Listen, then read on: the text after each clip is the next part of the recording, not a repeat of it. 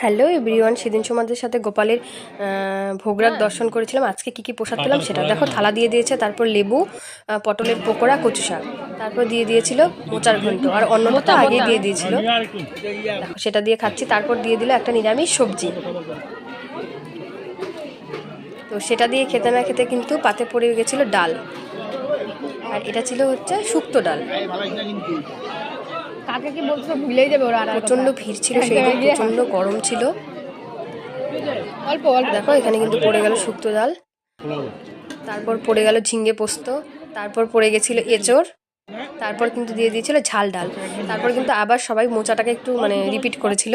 তারপর দিয়ে দিয়েছিল পোলাও, পনির ও মিষ্টি, আর ছিল হচ্ছে মালপোয়া, আর ছিল হচ্ছে চাটনি। তো এগুলোই ছিল। তো তোমাদের কেমন লাগলো এই ভিডিওটা? তো প্রসাদগুলো